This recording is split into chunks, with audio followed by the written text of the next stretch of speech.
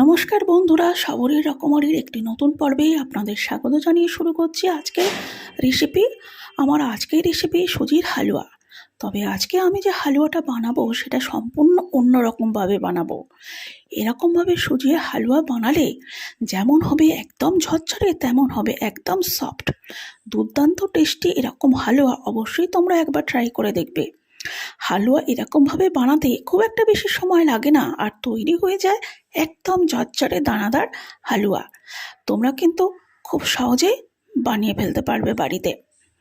তো চলো বন্ধুরা, সময় নষ্ট না করে রেসিপিটা বানানোর পদ্ধতিটি শুরু করা। সুজির হালুয়া বানানোর জন্য আমি নিয়ে নিয়েছি একটি মিক্সিং বোল। এতে নিয়ে নিয়েছি হাফ বাটি পরিমাণ সুজি। যে বাটি বা পাত্র বা কাপ ব্যবহার করবেন সেই সমস্ত জিনিস কিন্তু সেই বাটি বা কাপের মাপই নিতে হবে। আমি হাফ বাটি নিয়ে নিয়েছি সুজি, তার সাথে দিয়ে দিচ্ছি হাফ বাটি লিকুইড দুধ। দুধ কিন্তু একদম রুম টেম্পারেচারে আছে, গরম দুধ দেওয়া যাবে না, একটু ঠান্ডা দুধ দিতে হবে। দুধ দেওয়ার পর খুব ভালোভাবে সুজির সাথে মিশিয়ে নেব। এরপর ঢাকা দিয়ে 10 মিনিটের জন্য রেখে দেব। 10 মিনিট পর আমি ঢাকা সরিয়ে নিচ্ছি। এখানে দেখো কিন্তু পুরো দুধটাকে শোক করে নিয়েছে সুজিটা। সুজি কিন্তু বেশ ফুলে গেছে। এবার আমরা চলে যাব রান্নাতে। কড়া গ্যাসে বসিয়ে দিয়ে দিলাম 4 টেবিল চামচ সাদা তেল। তেলটা ঠান্ডা অবস্থাতেই এতে দিয়ে দেব আমন্ড বাদাম। এখানে তোমরা তোমাদের পছন্দ মতো বাদাম ব্যবহার করতে পারো। এবার দিয়ে দেব কাজু। একটু নাড়াচাড়া করে ভালো করে ভেজে নেব,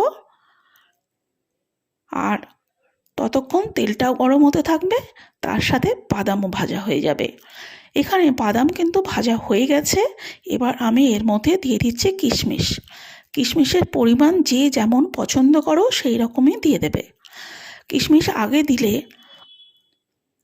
খুব তাড়াতাড়ি পুড়ে যায়, সেই জন্য ভাজতে এটা তো বেশি সময় লাগে না, তাই একদম শেষে কিশমিশ অ্যাড করলাম। কিশমিশ দেওয়ার পর গ্যাসটাকে অফ করে দেব, কেননা কিশমিশ খুব তাড়াতাড়ি ভাজা হয়ে যায়। এটা তুলতেই কিন্তু এর কালার চেঞ্জ হয়ে যায়। আমি গ্যাসটাকে অফ করে দিয়েছি। কিশমিশগুলো এই গরম তেলেই কিন্তু বাকিটা হয়ে যাবে। কয়েক সেকেন্ডের মধ্যে কিশমিশ ফুলে গেছে। এখন আমি সমস্তটা তুলে নিচ্ছি। এভাবে কাজু বা কিশমিশ যাই হালুয়াতে দেওয়া হোক না কেন, আগে থেকে ভেজে নিলে তার ফ্লেভার বা টেস্ট কিন্তু খুব ভালো আসে। এবার বাকি তেলের মধ্যে আমি অ্যাড করে দিলাম 2টো ছোটো এলাচ। এলাচ অবশ্য ফাটিয়ে নিতে হবে, তাহলে এলাচের ফ্লেভারটা ভালোভাবে তেলে চলে আসবে। এবার এর মধ্যে অ্যাড করে দিচ্ছি সুজিটা।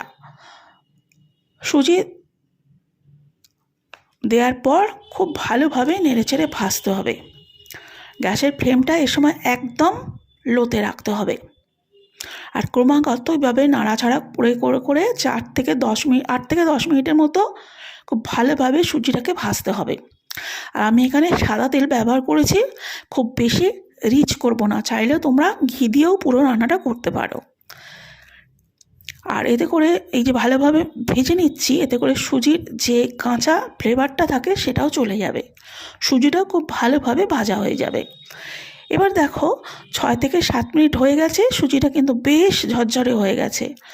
আর যে দলাগুলো রয়েছে সুজির, সেগুলোও কিন্তু এভাবে খুন্তি দিয়ে ভেঙে দিতে হবে, যাতে সমস্ত সুজি ভালোভাবে ভাজা হয়।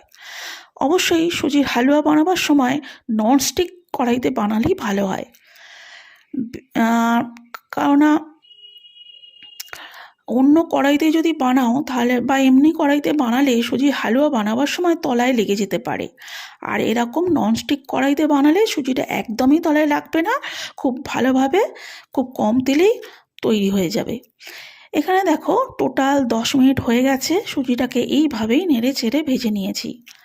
আর দেখো সুজির দানাগুলো একদম ঝরঝরে হয়ে গেছে, আর প্রত্যেকটা দানা কিন্তু ফুলে গেছে, আলাদা করে বোঝা যাচ্ছে। এরকমভাবে যদি তোমরা সুজিটাকে ভিজিয়ে রেখে তারপর ভেজে নাও, এরকম করে সুজি এখানে ভাজা হয়ে গেছে। এখন আমি এর মধ্যে অ্যাড করে দেবো চিনি। চিনিটা অবশ্য নিজেদের স্বাদ মতো দিতে হবে। আমি এখানে 2 টেবিল চামচ মতো চিনি অ্যাড করেছি। চিনিটা অ্যাড করে এভাবেই 3 থেকে 4 মিনিট নেড়ে চেড়ে ভেজে নেব। এখন সুজিটা কিন্তু একটু একটু করে ঘি ছাড়তে শুরু করে দিয়েছে বা তেল ছাড়তে শুরু করে দিয়েছে, বলে আমি এখানে তেল ব্যবহার করেছি। আর এটা কিন্তু ননস্টিক কড়াইতে বলে সম্ভব। এমনি কড়াইতে রান্না করলে ঘিটা কিন্তু একদমই ছাড়বে না, আর সেটা অনেকক্ষণ ধরে নাড়াচাড়া করে ভাজতে হবে, না হলে কিন্তু তলায় লেগে যাবে। এখানে আমার সুজিটা একেবারে ভাজা হয়ে গেছে চিনির সাথে। এখন আমি এর মধ্যে অ্যাড করে দিচ্ছি গরম দুধ। আমি গরম দুধের মধ্যে জাফরান ভিজিয়ে রেখেছিলাম, আর সেই দুধটাই দিয়ে দিলাম। এখানে আমি সুজি নিয়েছিলাম হাফ বাটি, আর তার সাথে আমি প্রথমে দিয়েছিলাম হাফ বাটির দুধ। এরপর আমি টোটাল দুধ আর জল মিশিয়ে হাফ বাটি দিয়ে দিলাম।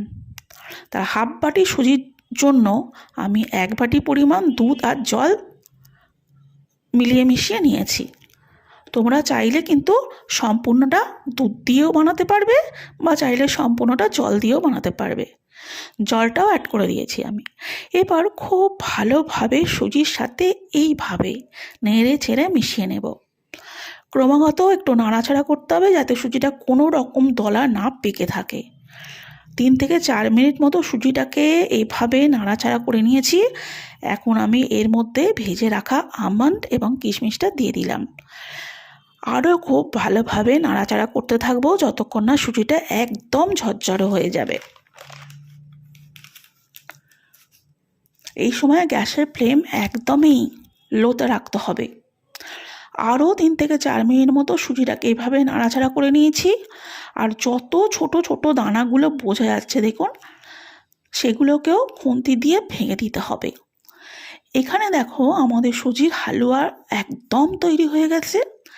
এই রকমভাবে বানালে সুজির হালুয়া একদম পারফেক্ট তৈরি হবে, এটা ফেল হওয়ার কোনো সম্ভাবনাই নেই। আর দেখো সুজির হালুয়াটা কত ঝরঝরে হয়েছে। এরকম পারফেক্ট ঝরঝরে সুজির হালুয়া কিন্তু খুব সহজেই তোমরা বাড়িতে বানিয়ে নিতে পারবে। আর একটা দানা কিন্তু বোঝা যাচ্ছে না সুজির, প্রত্যেকটা দানা কিন্তু আলাদা আলাদা, একটার সাথে আর একটা একদমই কিন্তু লেগে নেই, ফুলে আলাদা আলাদা হয়ে দানা হয়ে গেছে। এইভাবেই তোমরা বাড়িতে ঝরঝরে সুজির হালুয়া তৈরি করো, তাহলে সুজির হালুয়া কিন্তু একদম পারফেক্ট তৈরি হবে। এটা খেতেও কিন্তু ভীষণ টেস্টি। রেসিপিটা কেমন লাগলো সেটা একটা লাইক বা কমেন্টের মাধ্যমে আমাকে জানাতে ভুলো না। চ্যানেলটা যদি এখনও সাবস্ক্রাইব করে না থাকো, তাহলে চ্যানেলটাকে সাবস্ক্রাইব করার অনুরোধ রইল, তোমরা যদি আরও এরকম ভিডিও দেখতে চাও। সবাই ভালো থাকবে, সুস্থ থাকবে।